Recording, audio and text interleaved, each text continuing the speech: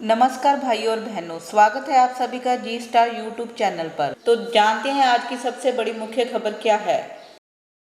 एक तरफ जहां पूरा देश एक होकर कोरोना को किसी भी कीमत पर हराने की कोशिश में जुटा है, तो वहीं दूसरी तरफ आइसोलेशन में भर्ती जमातियों की गुंडागर्दी भी लगातार जारी। डॉक्टर और नर्सों के साथ उनके बदसलूकी के किस्से तो पहले ही सामने आ चुके हैं, अब उनके खाने फेंकने की खबर भी सामने आ रही है।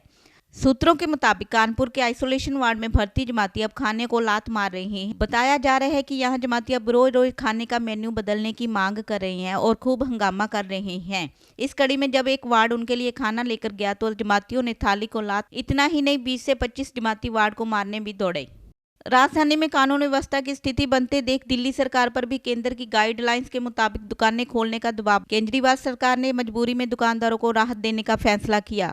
बहुत मुमकिन है कि रविवार से दिल्ली में गैर जरूरी चीजों की दुकानें खुल सके। बताते हैं कि दिल्ली की 60% दुकानें रहायशी इलाकों में हैं, लेकिन कोरोना के हॉटस्पॉट और सील इलाकों में दुकानें नहीं खुल सकेंगी। दुकानों पर सिर्फ 50% स्टाफ ही काम पर बुलाना होगा। सभी का मास्क पहनना और सोशल डिस्टेंसिंग के नियमों का पालन करना जरूरी होगा, लेकिन बाजार या मार्केट कम्प्लेक्स और शॉपिंग मॉल्स को खोलने की इजाजत नहीं। ई कॉमर्स कंपनियों को गैर जरूरी चीजों की बिक्री की इजाजत नहीं है।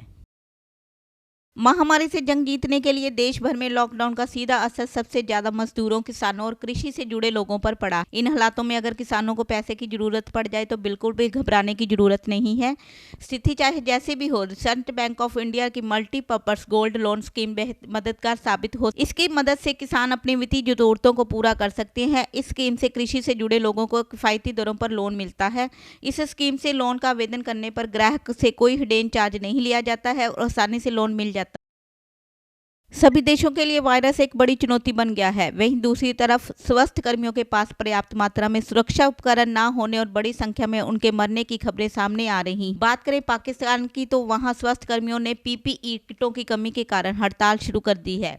पाकिस्तान में कई डॉक्टर्स ने कोरोना मरीजों के इलाज के लिए पर्याप्त उपकरण और सुरक्षा किट नहीं होने की वजह से भूख हड़ताल कर दी है। उन्होंने पाक सरकार से 1 हफ्ते के अंदर अंदर सेफ्टी गियर और जरूरी सुविधाओं की पूर्ति करने की मांग की है।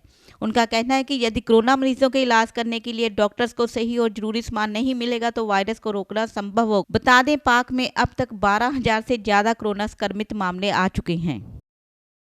देश में लॉकडाउन के चलते सभी जगह स्कूल कॉलेज बंद हैं। ऐसे में सरकार ने केजी से पीजी तक स्टूडेंट के लिए ऑनलाइन पढ़ाई शुरू की है।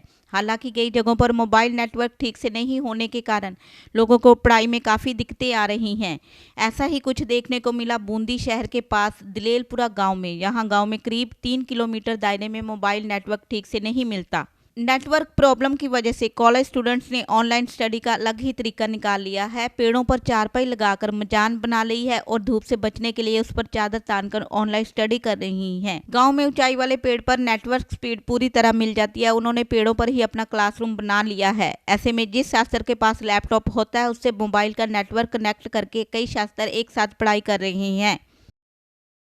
इस शनिवार को बॉलीवुड अभिनेता इरफान खान की मां सईदा बेगम का निधन हो गया और जानकारी के मुताबिक अभिनेता खुद इस दुख घड़ी में भारत में नहीं है। सूत्रों से पता चला है कि दुर्भाग्य से इरफान इस वक्त विदेश में फंसे हुए हैं और इस वजह से वे अपनी मां के अंतिम संस्कार में नहीं पहुंच पाए। इरफान खान की मां सईदा बेगम 95 साल की थी और राजस्थान के जयपुर में पैतृक निवास में रह रही थी। इरफान खान लॉकडाउन से शूटिंग से पहले के सिलसिले में विदेश गए थे और लॉकडाउन घोषित होने के बाद भारत लौट नहीं पाए। लॉकडाउन के नियमों के अनुसार केवल कुछ परिवार के सदस्य इस अंतिम संस्कार कर सकते हैं। अक्सर बड़े बुजुर्ग हमेशा से कहते हैं कि बैठकर शांति से पानी पीना चाहिए। इसका कारण ये है कि बैठने पर हमारी मांसपेशियां और नर्वस सिस्टम रिलैक्स हो जाते हैं और ऐसी स्थिति में धीरे धीरे पानी पीने से शरीर को फायदा होता है। आयुर्वेद के मुताबिक जब आप खड़े होकर पानी पीते तो प्रेशर के साथ पानी पेट में तेजी से पहुंचता है। इससे आपके पेट पर अधिक प्रेशर पड़ता है। इससे पेट और पेट के आसपास की जगह और डाइजेस्टिव सिस्टम को नुकसान पहुंचता है। पानी कभी भी खड़े होकर या जल्दी में नहीं पीना चाहिए। पानी शांत बैठकर पीना चाहिए। ऐसा करने से शरीर में एसिड का स्तर ठीक रहता है। खड़े होकर पानी पीने से शरीर में एसिड का स्तर कम नहीं होता। खड़े होकर पानी पीने से फेफड़ों पर भी बुरा असर पड़ता है, क्योंकि इससे हमारे फूड पाइप और विंड पाइप में ऑक्सीजन की सप्लाई रुक जाती है। भारत की जानी मानी बैंक यानी बैंक ऑफ बड़ौदा ने सुदूर इलाकों में बैंक के लिए काम करने वाले बैंक सहायकों के हित में अहम घोषणाएं की हैं। बैंक ने कहा है कि कोरोना वायरस संक्रमण से मृत्यु होने पर बैंक सहायकों को बैंक की ओर 10 लाख रुपए की अनुग्रह राशि दी जाएगी। बैंक सहायकों को बैंक ऑफ बड़ौदा ने 60,000 रुपए का हेल्थ इंश्योरेंस कवर देने की घोषणा की है। बैंक ऑफ बड़ौदा ने कहा है कि उसमें बैंक सहायकों की सुरक्षा को ध्यान में रखकर ये कदम उठाया है। अपने बयान में आगे कहा गया है कि साफ सफाई सुनिश्चित करने के लिए बैंक सहायकों के केंद्रों को कीटाणु मुक्त करने के लिए किस्तों में अतिरिक्त सहायता राशि भी भेजी जा रही है। बैंक ने कहा कि मई माह के दौरान हर बैंक सहायक को 1,000 रुपए साफ सफाई सुनिश्चित करने के लिए भेजे जाएंगे।